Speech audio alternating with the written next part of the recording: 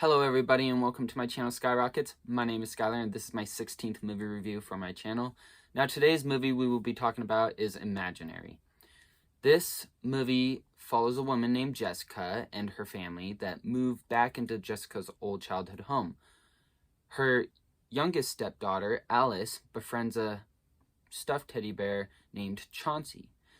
As Alice bonds closer and closer with this bear, her behavior begins to change, and Jessica begins to notice, which causes her to be concerned, and she starts to realize why Alice is acting different. Now, I'm going to say that I've watched the trailer, I read reviews and ratings prior to this movie, and it exceeded my expectations. It was actually better than I thought it was going to be, because as someone that constantly watches horror movies, I'm like, oh, it's going to be another horror movie with, like, you know, certain tropes and yada yada, like, same thing.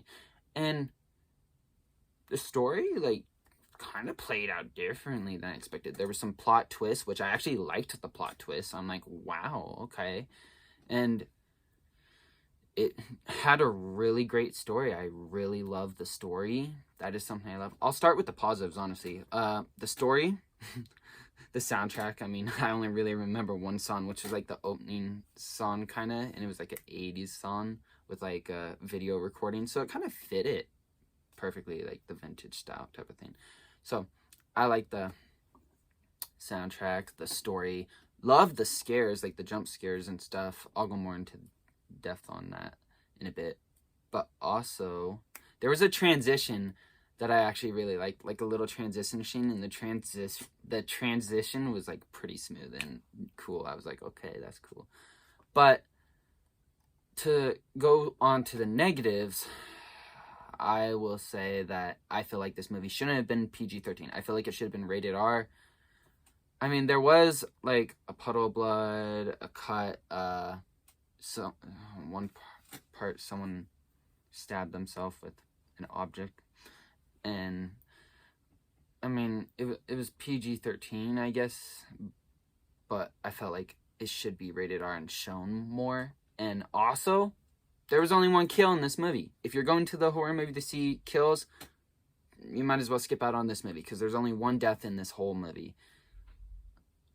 I feel like there should have been more deaths. Like, there was one character that, he was not a good character. Like, the acting was good, and it was good that they threw the character in, but it's like one of those characters where you're like, oh my gosh, I hate this character. Like, he should die. Like, if you watch horror movies, you're probably that person that says, I want that person to die first, or just die out of everyone in this movie. That was me with this character. I'm pretty sure that the audience agreed with me. But this guy didn't die. And I was like, oh, like, he shouldn't live. He's a terrible character. Did he learn his lesson? I think so. But still, just one character died. So I felt like there could have been more deaths, more gore. Like, that and the acting could have been a little better. That's like my only suggestions for this movie. But other than that, the acting was decent. Like, I didn't notice it too much being bad. And the story was great. Jump scares were great. There was, like, okay, so I'm the type of person that doesn't jump or scream or anything during movies, because, like, I go through haunted houses by myself. I watch horror movies constantly. I'm not a person that gets scared, like, ever. And I was watching the movie, and you know how some horror movies have that little horror music before something happens and it's predictable? Or, like, there's a scene where, like, it's slowly panning the camera, you know something's going to pop up or something like that. It didn't have the music, so you weren't like, oh, something's definitely going to pop up. But it did kind of have, like, that pan camera thing at one point.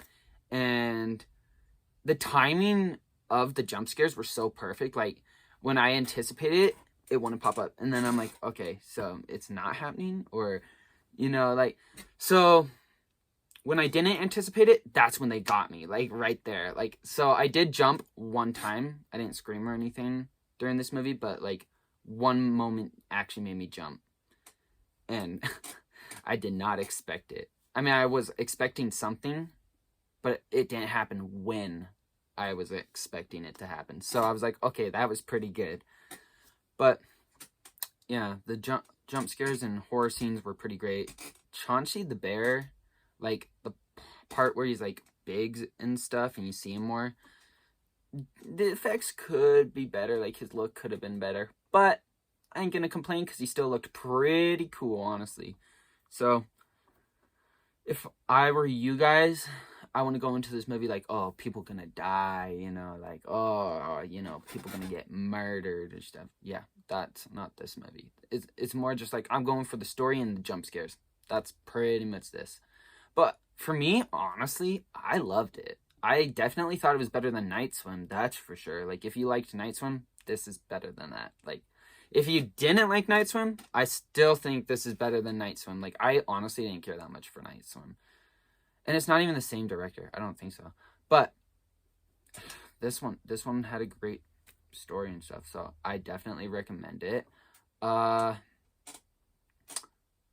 think that's all I actually got. Oh, slow paced. It was slow paced for a little of the beginning. There's jump scares thrown into the first hour and stuff, but it really picks up after an hour passes. About like, oh, I can't spoil anything, but it's really the last 40 minutes that really had me like in love with this movie. I mean, I still enjoyed the first hour because of the build up to it and the few horror scenes thrown in.